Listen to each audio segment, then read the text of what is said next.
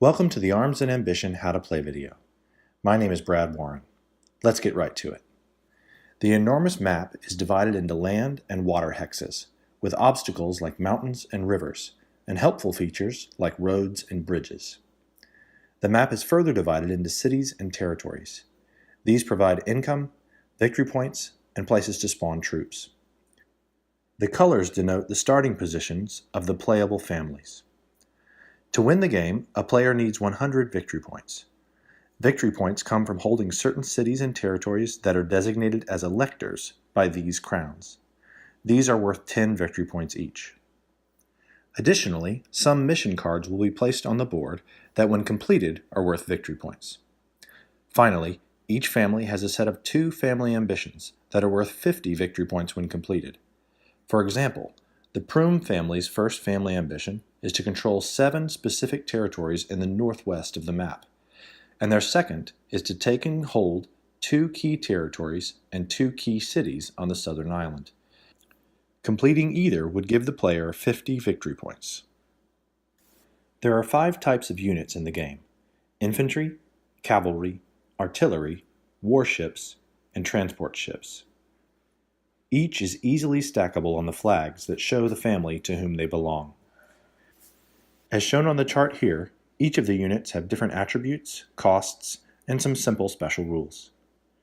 Units move around the map based on the movement value on the chart.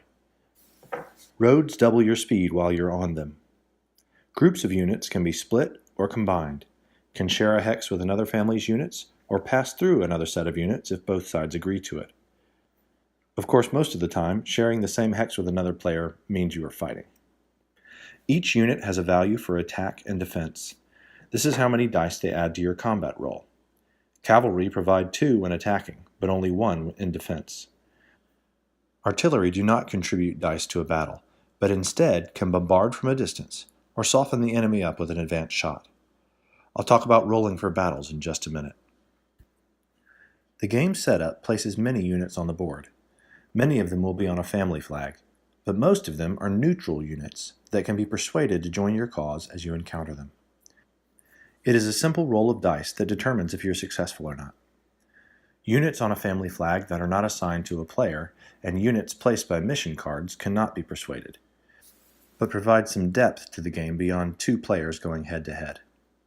There's only 1 roll per round for each side of the battle, and there are only 2 sides in each battle regardless of the number of players involved. Each side rolls the number of dice they get based on the units they have. Place the dice in order from lowest to highest, and assign hits based on each opposing pair. Tied dice assign a hit for both sides. Leftover dice, if one side has more than the other, are put aside. For example, the defending side has 6 dice. The attacking side has 8 dice. After the roll, each side selects their 6 highest dice. The attacking side sets aside the other 2. Each side lays their dice out in order from high to low. Here we see the attacking side scores 4 hits, 2 with the highest dice and 2 with the lowest. The defending side scores 2 hits. Each hit is a casualty for the enemy. The player assessed a casualty chooses which of his units to remove from the game. If more than 1 player is on a side in the battle, they will alternate casualties, starting with the attacking or defending player and moving to the supporting player. Some dispatch cards provide modifiers to the battles, giving you extra dice, letting you re-roll your lowest, or making your opponent re-roll their highest. Also, city walls provide a defense bonus that artillery can take away. Now let's talk a bit about what a round of play looks like. There are 4 phases to each round. The first is planning. During the planning phase, players purchase units and place them on deeds. The deed cards correspond to the cities or territories you control. These units will sit on the deed cards until the resupply phase at the end of the round. If the city or territory is lost, the units will be too. The second phase is movement and declare conflicts.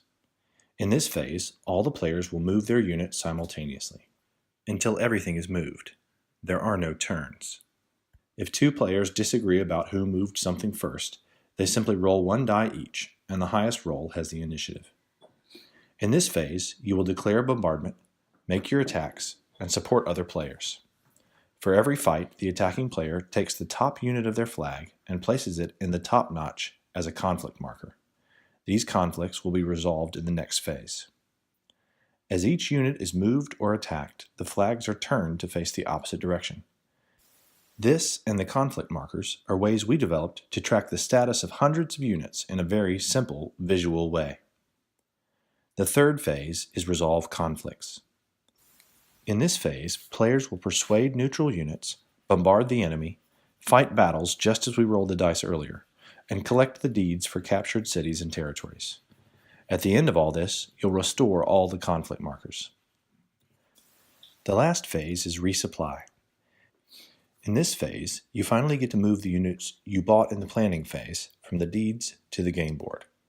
Then all the players look at their deeds and calculate income and draw their money, in the game called ingots. Each player draws a dispatch card, and the bulletin cards, which add missions and game events to the board, are updated. And that's it. Back to planning. By round 2, you'll be a veteran. You don't have to outsmart the game, just your friends.